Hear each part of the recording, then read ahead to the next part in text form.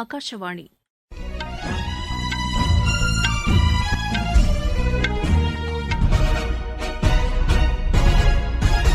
செய்திகள் வாசிப்பவர் வடிவழகி கபிலன். தலைப்புச் செய்திகள்: விண்வெளித்துறையில் நாட்டின் முன்னேற்றத்திற்கு இஸ்ரோ விஞ்ஞானிகள் முக்கிய பங்காற்றி வருவதாக பிரதமர் திரு நரேந்திர மோடி பாராட்டு தெரிவித்துள்ளார். ரயில்வே துறையின் வளர்ச்சிக்கு மத்திய அரசு உயர் முன்னுரிமை அளித்துள்ளதாக அத்துறைக்கான அமைச்சர் திரு அஸ்வினி வைஷ்ணவ் கூறியுள்ளார். இறால் ஏற்றுமதியில் இந்தியா முதலிடத்தில் உள்ளதாக மத்திய இணையமைச்சர் திரு எல் முருகன் தெரிவித்துள்ளார். ஜப்பானில் இன்று சக்தி வாய்ந்த நிலநடுக்கம் ஏற்பட்டது. இதனையடுத்து சுனாமி எச்சரிக்கை விடுக்கப்பட்டது.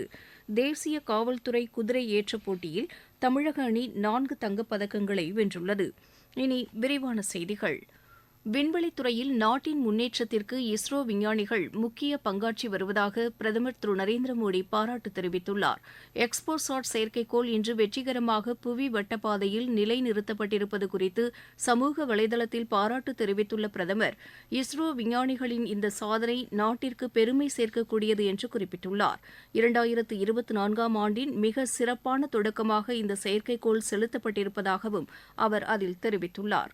முன்னதாக PSLV-C-58 ராக்கெட் மூலம் எக்ஸ்போசாட் செயற்கைக்கோள் மற்றும் 10 சிறிய செயற்கைக்கோள்கள் விண்ணில் செலுத்தப்பட்டதை நேரில் கண்டுகளித்த பார்வையாளர்கள் இது தங்களுக்கு கிடைத்த அரிய வாய்ப்பு என மகிழ்ச்சியுடன் தெரிவித்தனர்.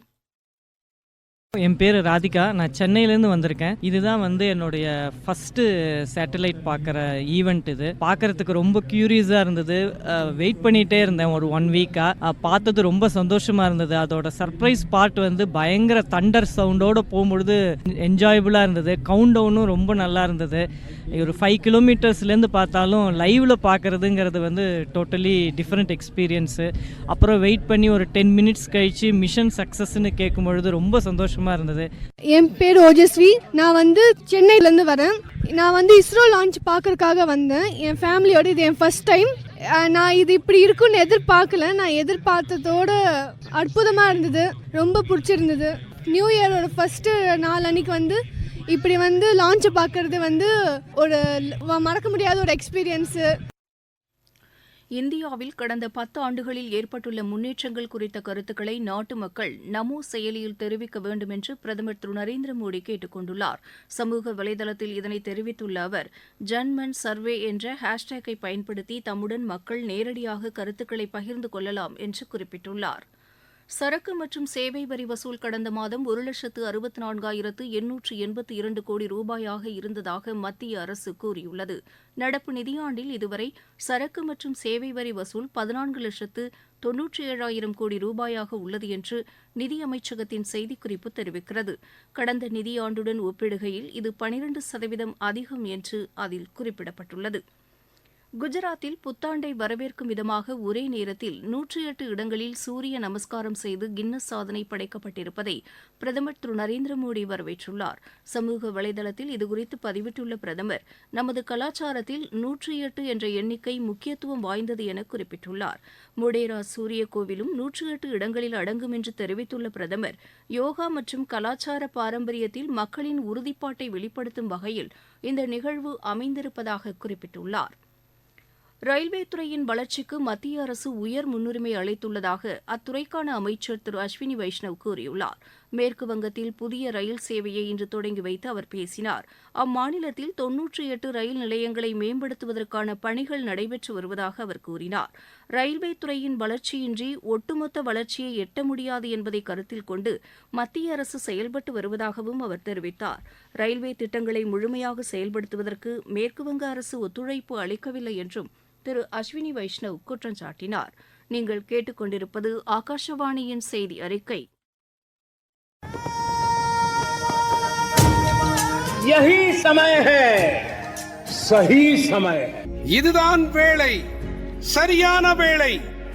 ஒவ்வொரு தேசத்தின் வளர்ச்சி பயணத்தின் போதும் தேசம் முன்வந்து புதிய உறுதிப்பாடுகளோடு முன்னேற்ற பாதையிலே பயணிக்கக்கூடிய அற்புதமான ஒரு வேளையும் பிறக்கும்.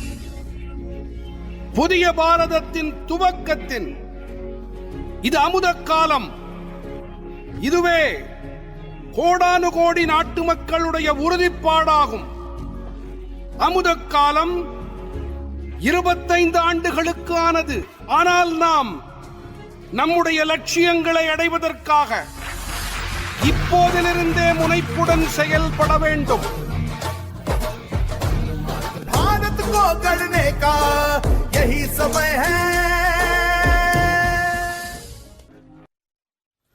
இறால் ஏற்றுமதியில் இந்தியா முதலிடத்தில் உள்ளதாக மத்திய மீன்வளத்துறை இணை அமைச்சர் திரு எல் முருகன் தெரிவித்துள்ளார். மத்திய அரசின் சாகர் பரிக்ரமா திட்டத்தின் 10வது கட்ட பயணத்தை சென்னையில் இன்று மத்திய மீன்வளத்துறை அமைச்சர் திரு பர்ஷோத்தம் ரூபாலாவுடன் இணைந்து அவர் தொடங்கி வைத்தார். பின்னர் செய்தியாளர்களிடம் பேசிய திரு எல் முருகன், மீன்வளத்துறைக்கு 10 ஆண்டுகளில் மத்திய அரசு 38,500 கோடி ரூபாய் ஒதுக்கீடு செய்திருப்பதாக குறிப்பிட்டார். உலகத்திலேயே இந்தியா தான் இன்றைக்கு நம்பர் 1 தேசமாக இந்த அக்வா கல்ச்சர் என்று சொல்லக்கூடிய இறால் ஏற்றுமதியில் நாம் முதலிடத்தில் இருக்கிறோம். கடல்சார் பொருட்கள் உற்பத்தியில், கடல்சார் பொருளினுடைய ஏற்றுமதியில் உலகத்திலேயே 4வது இடத்தில் இருக்கிறோம். மத்திய அரசாங்கத்தினுடைய கொடுக்கின்ற ஊக்கம் இன்றைக்கு இந்திய பொருளாதாரத்தில் ஒரு மிக முக்கியமான துறையாக, மிக வளர்ந்து வருகின்ற துறையாக இருக்கிறது. நாடு முழுவதும் மேற்கொள்ளப்பட்டு வரும் நமது லட்சியம் வளர்ச்சியடைந்த பாரதம் யாத்திரை பொதுமக்களிடையே பெரும் வரவேற்பை பெற்றுள்ளது. மத்திய அரசின் திட்டங்கள் குறித்து மக்களிடையே விழிப்புணர்வை ஏற்படுத்துவதுடன் பயனாளிகளுக்கு திட்டங்கள் சென்றடைவதை உறுதி செய்யும் நோக்கில் இந்த யாத்திரை நடத்தப்பட்டு வருகிறது. தமிழகத்தில் கிருஷ்ணகிரி மாவட்டத்தில் உள்ள ஊராட்சிகளில் இந்த யாத்திரை விழிப்புணர்வு நிகழ்ச்சி நடைபெற்றது. வேளாண் அறிவியல் மையம், இந்தியன் வங்கி, நேரு யுவகேந்திரா, நபார்டு மற்றும் அஞ்சல் துறை சார்பில் அதிகாரிகள் அரசின் திட்டங்களை மக்களிடையே எடுத்துரைத்தனர். இதன் மூலம் தாங்கள் மிகுந்த பயனடைந்திருப்பதாக பயனாளிகள் தெரிவித்தனர். பிரதம மந்திரியின் வேன் ஒன்று வந்துச்சு. அது மூலிமா எங்களுக்கு நிறைய திட்டங்கள் சொன்னாங்க. அஞ்சல் துறையில் இருக்கிற காப்பீடு திட்டம், அப்புறம் கேஸ் பற்றி, பேங்க்ல இருக்கிற திட்டங்கள்லாம் சொன்னாங்க. இதன் மூலமா எங்களுக்கு கொஞ்சம் தெளிவு பெற்றோம். பேங்க் பற்றி, போஸ்ட் ஆஃபீஸ் பற்றி எல்லாமே சொன்னாங்க. அக்ரிகல்ச்சர் பற்றி சொன்னாங்க. அதுக்கு என்னென்ன ஸ்கீம்ஸ் பற்றி எல்லாம் சொன்னாங்க. இது எனக்கு ரொம்ப யூஸ்ஃபுல்லாக இருந்தது. நிலக்கரி உற்பத்தி கடந்த மாதம் 10.9% அதிகரித்துள்ளதாக மத்திய அரசு கூறியுள்ளது. மத்திய அரசு மேற்கொண்ட தொடர் நடவடிக்கைகள் காரணமாக இது சாத்தியமானதாக நிலக்கரித்துறையின் செய்திக்குறிப்பு தெரிவிக்கிறது. கடந்த மாதம் மட்டும் நிலக்கரி உற்பத்தி 8,45,00,000 டன் என்ற அளவை எட்டியதாக அதில் குறிப்பிடப்பட்டுள்ளது. இது கடந்த ஆண்டு இதே காலகட்டத்துடன் ஒப்பிடுகையில் 7,61,00,000 டன்னாக இருந்ததாக அந்த செய்திக்குறிப்பில் தெரிவிக்கப்பட்டுள்ளது. இந்தியாவும் பாகிஸ்தானும் தங்கள் வசம் உள்ள அணுசக்தி தொடர்பான விவரங்களை பரஸ்பரம் இன்று பகிர்ந்து கொண்டன. புதுதில்லி மற்றும் இஸ்லாமாபாத்தில் ஒரே நேரத்தில் இந்த விவரங்கள் பகிர்ந்து கொள்ளப்பட்டதாக வெளியுறவுத்துறையின் செய்திக்குறிப்பு தெரிவிக்கிறது. இரு நாடுகளுக்கும் இடையேயான ஒப்பந்தத்தின் அடிப்படையில் இந்த விவரங்கள் 33வது முறையாக பகிர்ந்து கொள்ளப்பட்டதாக அந்த செய்திக்குறிப்பில் குறிப்பிடப்பட்டுள்ளது. பஞ்சாப், ஹரியானா, உத்தரப்பிரதேசம் உள்ளிட்ட வட மாநிலங்களில் அடுத்த 2 நாட்களுக்கு கடும் குளிர் நீடிக்கும் என வானிலை ஆய்வு மையம் தெரிவித்துள்ளது. ஹிமாச்சல் பிரதேசம், மத்திய பிரதேசம், பீகார் மற்றும் இமயமலையை ஒட்டியுள்ள பல்வேறு பகுதிகளிலும் குறைந்தபட்ச வெப்பநிலை 6 முதல் 9 டிகிரி செல்சியஸாக பதிவாகும் என்று வானிலை ஆய்வு மையம் தெரிவித்துள்ளது. வடமேற்கு மற்றும் கிழக்கு பகுதி மாநிலங்களில் அடுத்த 3 நாட்கள் வரை கடுமையான மூடுபனி நிலவும் என்றும் அந்த மையம் தெரிவித்துள்ளது. ஜப்பானின் மத்திய மாகாணங்களில் இன்று சக்தி வாய்ந்த நிலநடுக்கம் ஏற்பட்டது. ரிக்டர் அளவில் இது 7.4 பதிவானதாக அந்நாட்டு புவியியல் ஆய்வு மையம் தெரிவித்துள்ளது. இதையடுத்து இஷிகாவா, நிகாட்டா, டொயோமா ஆகிய கடலோர பகுதிகளுக்கு சுனாமி எச்சரிக்கை விடுக்கப்பட்டது. 5 மீட்டர் உயரத்திற்கு அலைகள் எழும் என அறிவிக்கப்பட்ட நிலையில் வஜிமா நகரில் சுமார் 1 மீட்டர் உயரத்திற்கு அலைகள் எழுந்ததாக தகவல்கள் தெரிவிக்கின்றன. என்றாலும் அணுசக்தி நிலையங்களுக்கு எந்த பாதிப்பும் இல்லை என்று தெரியவந்துள்ளது. நிலநடுக்கத்தை தொடர்ந்து ஜப்பானில் உள்ள இந்திய தூதரகம் சார்பில் அவசரகால கட்டுப்பாட்டு அறை ஏற்படுத்தப்பட்டிருப்பதாக தூதரக அதிகாரிகள் தெரிவித்தனர்.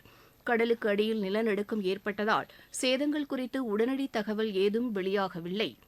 தேசிய காவல்துறை குதிரை ஏற்ற போட்டியில் தமிழக அணி 4 தங்கப்பதக்கங்களை வென்றது. ஹைதராபாத்தில் இப்போட்டி நடைபெற்றது.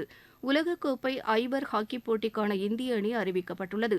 ஆடவர் பிரிவில் சிம்ரன்ஜித் தலைமையிலான 10 பேர் கொண்ட அணி இப்போட்டியில் பங்கேற்கிறது. மஹிமா சௌத்ரி தலைமையிலான மகளிர் பிரிவு அணியில் 10 பேரும் இடம்பெற்றுள்ளனர். இப்போட்டி ஓமனில் வரும் 28ஆம் தேதி தொடங்கி 31ஆம் தேதி வரை நடைபெறவுள்ளது. மீண்டும் தலைப்புச் செய்திகள். விண்வெளித்துறையில் நாட்டின் முன்னேற்றத்திற்கு இஸ்ரோ விஞ்ஞானிகள் முக்கிய பங்காற்றி வருவதாக பிரதமர் திரு நரேந்திர மோடி பாராட்டு தெரிவித்துள்ளார். ரயில்வே துறையின் வளர்ச்சிக்கு மத்திய அரசு உயர் முன்னுரிமை அளித்துள்ளதாக அத்துறைக்கான அமைச்சர் திரு அஸ்வினி வைஷ்ணவ் கூறியுள்ளார். இறால் ஏற்றுமதியில் இந்தியா முதலிடத்தில் உள்ளதாக மத்திய இணையமைச்சர் திரு எல் முருகன் தெரிவித்துள்ளார். ஜப்பானில் இன்று சக்தி வாய்ந்த நிலநடுக்கம் ஏற்பட்டது. இதனையடுத்து சுனாமி எச்சரிக்கை விடுக்கப்பட்டது. தேசிய காவல்துறை குதிரை ஏற்ற போட்டியில் தமிழக அணி 4 தங்கப்பதக்கங்களை வென்றுள்ளது. இத்துடன் இந்த செய்தி அறிக்கை நிறைவு பெற்றது.